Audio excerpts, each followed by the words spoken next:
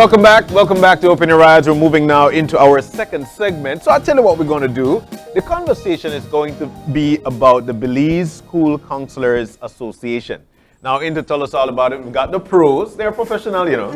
We've got Jencia Sanker, counselor. Jencia Sanker, counselor at Nazarene High School, and she's also a member of the BSCA. And Samson Jacobs, Edward P. Yorke High School member as well of the BSCA. Guys, good morning and welcome. Good morning. Good morning. I've got to say I love the colors. Looking great. But let's yeah, sure. No, I wanted to get into the entire concept of counseling and what differentiates a counselor from a regular psychologist, or why is it that you even need to have a counselor in a high school? So the need for a counselor in high school. So good morning again. I want to give a brief history.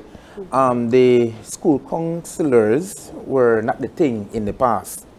And so in 1992 actually, there were two active school counselors. The late Miss Elizabeth Goff, and she was the counselor at Wesley College.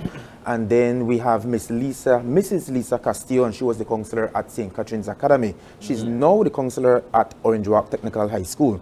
So back then, they were the most two active person. And then it was up until 2009 thereabout. We saw an emergence of counselors coming into the system. And so Miss Lisa and Miss Goff wanted to start the association, but it didn't came through. And so it was until 2009 when Dr. Smith came back to Belize, she wanted to start it back again. And so 3 years after, it came into existence in 2012. And so most primary, secondary, and tertiary institutions have school guidance counselor, and that is the difference between the therapist, psychologist, and the school guidance counselor. So you will see most of us in the school setting, to qualify for the post, we have to have a bachelor's degree in either social work or psychology or one of the social sciences. So what was the importance of putting these folks into the schools? I believe that, first of all, we come from a culture where you don't tell anybody your business, right? Quote unquote. You know, what happens in your home stays in your home. Don't go out there and tell anybody if my mommy and daddy is quarreling. You know how we grew up in that culture and that nature. And so on the onset, it's a little challenge there because culturally it's not something that's easily accepted. Right, so definitely it's needed in that setting because it's so hush-hush, more so things are hidden, things are left unsaid, you know, and emotions are not dealt with, and then you wonder why other social issues pops up here and there. And so definitely learning to talk to someone, trusting that people can be confidential, you know, again, they will talk out your business, you know. So all of these new aspects, like I say relatively new, as Samson described the small history, right? And so definitely getting into that new aspect of talking about what's happening. And it's so needed because just hearing somebody listen to you, hearing somebody give you that, you know, that one-on-one, it speaks a lot, especially our groups of teenagers. Naturally, they won't speak to parents, right? But they'll tell us. They'll tell us whatever they did. They'll be more open with us. When you're talking about guidance counselors and just counselors in general, students are still reluctant to come forward and to speak to anybody in authority, whether that trust is there or not. How do you all approach students to say, you know what, it's okay, you can come to me and we'll have a conversation? Me personally, I try to make them comfortable. They are referred to me either through a teacher, a parent, or the administrator, or some of them walk in. But my previous experience at St. Vernon Technical High School, I realized that the male students didn't want to come to counseling because there is a stigma attached either to the person being the counselor who is a male or the profession on a whole. Now at EPR, there is a flow of students every day, right? So they willingly come, they come in groups, they come in pairs, teachers refer, administrators refer, and their parents do the refer. So the culture of embracing counseling in Edward P. Yorke High School has really change. And I think my predecessor, who would be Mrs. Sandra Diaz-Cadle, she set a foundation there. Yeah, she's done wonderful for that Yes, school indeed. You wanted to say something? I just wanted to add there, she has a impact of, I am also a Yorker, right? So I just want to say she was my counselor, and she really did has amazing legacy. But what I wanted to say was that similar to him, I have the same ways that you can get counseling through referral of an administrator, a parent, and kids, they'll bring their friends. Miss, this person is doing so and so. And other than that, as counselors, we are trained to see stuff, and so I might say, hey, can I see you later in my office? Or I want to see you now, right? So we are trained to notice that something is not okay about you, right? And it can also be the opposite, because there's this another stigma that everything about counseling is because something is wrong. Yeah. It's always from a negative, but it can be from a positive standpoint as well. Which brings us into the conversation of how do you advise students or helping students to dream big. Right? Which is the theme for today. The theme, yes. Where do you see your students' motivational level when it comes to school and their career? Recently, I've seen a lot of students who are not intrinsically motivated. And because of that, we have seen a decline in their grades, in their performance, in their attitude towards learning. And so I believe that it is not only the counselor's approach, but it is the school. So most times I will meet the homeroom teachers or the subject teachers in a conference setting so that we can try to motivate these students, because we need to allow them to see beyond EPR, right? And so in terms of their goals, their setting, their future, that is what we need to motivate them going forward. It's not only for the academic year, but for the duration of their time at school. Do you notice that this is something occurring much more now than once, or are students trying to find their path or find their ways in trying to become somebody in society? I think so, but I also think it was the impact of COVID, because they were online, and so basically, they motivated to get up on the device and things like that. But now coming back to school, it's like it's a drag. I have to get accustomed back to coming to school and getting up, and nobody really for force me to log in and that type of thing. So I like that you went there. So I'd like for you guys to tell us more about that. I think this is one of the things that we spoke about that would be a determining factor, for these kids and their future. There were a lot of kids who had to go online. As a matter of fact, all the kids. But there were a lot of them who didn't have the means to get online, living rural, or not have the means to actually have internet. Are we seeing a difference there? And what are we noticing more about these students following a pandemic? Okay. Well, definitely, like we were talking about a second ago, the lack of motivation, because the not being around people and being, not socializing with their friends and just not being around people, like not seeing your teacher face to face, and maybe just getting a package to do at home, and you can't hear your teacher's voice, you can't interact, there's no guidance. And then more so as a counselor, like we had to try to invent ways to reach out to our clients, texting, video call, and then video call made it difficult because everybody's at home. You can't find a private area. Their mom, why are you talking to Miss Sanker? What happened? What did I do now? Right? And so it made it very, very difficult with the pandemic. And definitely and then coming back from there, how do we gain back that, how do we socialize again? How do we work in groups again, and so it really caused like a little rift there.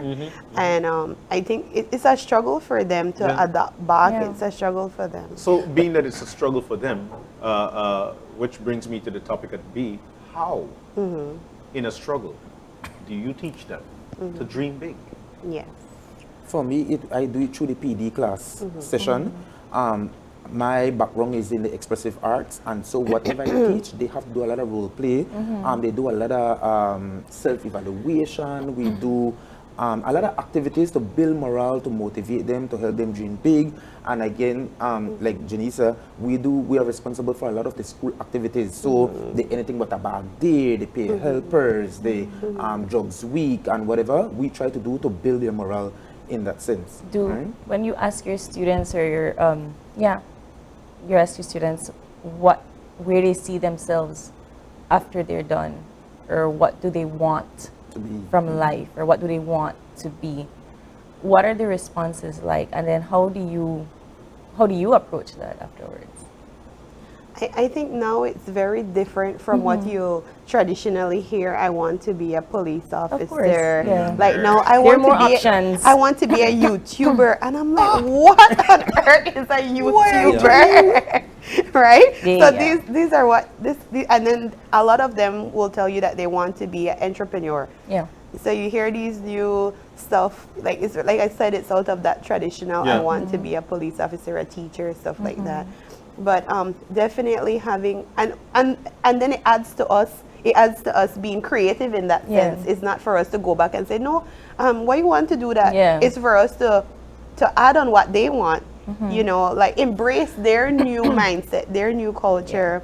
Oh, okay, so we have to do a little bit of research to understand what's happening, why they want to be the next person to star on TikTok. Yeah. Or, I mean, you know, or why they want to be a YouTuber, or not even just that, joining them in the TikTok. Yeah. Like Samson was saying, we had to do a lot of awareness events and stuff to get them involved. Simple things like a lot of TikTok competition, like the new era of reaching out to them was definitely like, and even Miss, come and join me in this TikTok. I'm like, how do you do it? Come. And you have to try to adapt. But you know, those kinds of careers or that's where the world is heading, right? A lot of the times a student will say, well, I don't need to go to school for that, right? I don't need to go to school for be an entrepreneur. I don't need. How do you keep them motivated in school and also help them to achieve that career goal that they want? I try to link the real world to them, and like for example, they will come and say, "Well, I don't need to go to school for be an entrepreneur, but then do you have the skills to start up a business? Right. Do you have your literacy down pat?" So I try to link the real world to them because I think, and again, we're guidance counselors, and these students, they're not developed, and so we need to assist them in that area. You know, so it's a lot. Right now, I'm planning career week for them, and again, and some might already know what they want to be, some are still unsure, and I guess that is where we come in, right? So, we spoke about them wanting to be YouTubers. The world is changing. The world is changing. Things, you know, that whole pile of thing. But at the same time, you guys are, school counselors. Do you find yourselves having to enhance your skills because of the changing times? How much research do you have to do? A lot. You have to stay on top of your A game, Yes. right? Because even the slangs that they use, the gadgets that they use, the apps that they use, I cannot relate. And I will be honest with you, I struggled when we went online for COVID because the way I call it chalk and talk, learner and teacher. Same. And it Pen was and when paper. I went to EPR and I was exposed to the digital learn device. That is when I had students actually showing me how to share screen, how to do the simple basic things on the computer. Right? So they're the technologically savvy generation. Sure. Or even on the phone, like how to do videos. Like I see some of the videos that are my students sending in life skills at Nazarene High School, and I'm like, you guys made this? Yes, miss, we did this. And I'm like, wow. Yeah. You know, and I recall having to do a personal video for some event, and I asked them to help me. help you. Yes, you know, or my phone. How do you do this? Really, miss? You don't know how to do this? Ruling. Yes. Oh my God. Okay, yes, I don't know. Okay. Or even simple thing as a picture, they know how to make it so advanced. fancy it, Fancy it up. So it definitely takes a bit of research, a bit of tapping into their new era. How do you continue to have these conversations? I understand that your relationship is with the student, but what happens when perhaps they're not receiving that same motivational support at home? How do you keep them Well, intact, personally, engaged, yeah. whenever a student is referred to me, based on maybe the situation, I always send for the parents. So there will always be a parents conference. Okay. And then from that, I realize when the parent come in that they're too short of certain skills. And so what I do, I enroll them or put them or advise them or encourage them to attend a parenting workshop. Okay. So based on the needs of the parents, that is how they go into that parenting So because workshop. they're the one who leads within the household. Yeah. But mind you that they're in denial too. Because well, nothing wrong yeah. with me, sir. Yeah. You know? Yeah. So, you know, and we spoke about this morning in the eye opener in terms of shaping the life out or being an example for the child. One of the things that we're so lacking within our country is teaching our children to have a voice. We teach them to speak when spoken to, which eventually leave them in a shell because they don't know how to express themselves. It brings me to ask you guys, you know, you guys are role models for students as well. And some of them will say, I want to be just like Mr. Jacob, or I want to be just like, Jencia. Yes, Ms. Sanker. And when you want to do that, how do you advise them in terms of going forward? What subject area should a child, because I love what you guys do, and you might find students that want to be just like you. Their subject area, how do you advise them to go forward to be just like you and advising others to live a better lifestyle? Well, definitely we want them to find their own selves, right? We don't want them to, yes, you can be along my path and be like me, quote unquote, but I want you to find you. I want you to find what speaks to you, what is your passion, and then I guide you to do that, you know, and helping them to see that. And what you said earlier with speak when spoken to, even that, changing that culture for to help them to come out and talk and stuff like that. In terms of my parents, a couple weeks ago, I actually had a parenting workshop, and that in itself was a little challenge at first to get them signed up. But once they were there and realized, first of all, we're not coming from a judgmental point of view. You are the expert as parents. We're not the expert. You know your child, you know, and you know, now at the end of the workshop, literally nobody wanted to go home. And they were asking Miss Sanker, when is another workshop? Like, they had so much fun, and just like Sir said, in the family conference, teaching them little stuff on how you can better listen to your child and these things. And again, very cautious, because parents would get, you know, offended, like, who are you to tell me how to work with my child? But at the end of the day, both of us are working together for them to dream big, right? Because they have new goals, like you're saying, and we want them to find these new goals, whatever. If it's in mental health and to be a counselor, well, fine. But if it's to invent your own stuff, then great as well. I got one final question here, because we're pressed for time. In dreaming big, there are some ways that would eventually, hinder a child from dreaming big, and that's bullying. That's bullying within the school, bullying within the household, and I feel that for the most part, parents could be one of the biggest bullies, telling their children a lot of stuff. How do you deal with that? How do you cope with this? What do you say to a student who are finding that whom they're being bullied? Personally, EPRC, we have a zero tolerance bullying, a policy against bullying. And so we, from the orientation standpoint, we try to send that message directly to the parents and the student that we do not entertain any form of bullying. And if you're caught doing that, then the school will come into play, right? So we try to just send a message, work with the parents, and we advise them to that if the child goes home and report any form of bullying, feel free to come in and share that concern with the administration and myself, and then we will act on it. Right? Wow. And there's also, when it comes to bullying, there's also the indirect bullying that many times we don't consider bullying. When you hear bullying, you feel like it's pushing, shoving, taking away your lunch money. But as a parent or as a family, sometimes we bully in the sense of silent treatment, gossiping, telling your sister and your mom and your friends about what happened in your child's personal life. For me, I think that is one of the biggest form of bullying that parents do. And kids hate it. Why you had to tell auntie that I did this? you know, and so bullying comes in that form, and so it's for parents, and that's why workshops are good, because you know their eyes are open. They're like, really, miss? They really don't. I'm like, yes, they really don't like it. Yeah. Sometimes they want you to just keep that within, you know, this between you and the child. And that brings up a next issue with the child and the parent, which would be the trust issue. And so the child don't feel safe enough to tell mommy and daddy what I'm going through, because you're going to tell the whole world basically. Yeah. So final question about this Dream Big workshops.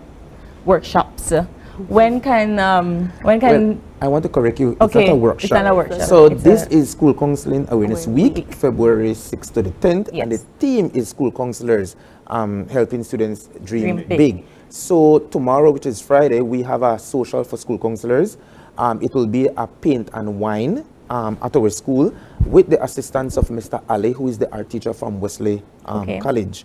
Right, so he will come in, and counselors from Rio Hondo to Sarsoon will come in, and we'll have a fun time. I Right? like how he's Sounds So- he a good. dream big. Expressive. He a dream big. Well, I am anticipating my colleague from down south. Okay, okay. From Julancho and TCC. So Okay. we don't Alright. see regular, so when they come, you know. It's a wine and painting Yeah. party. But thank you both Thank you, so man. much for coming in. Best of luck, and please come back again so Yeah, we can sure. continue these conversations. All right, so Alright, Jencia and Samson, thank you guys. Thank Wishing you all too. the very Thank you best. too. All right. We're going to take a break. When we come back, we've got much more. Stay with us. We'll be right back.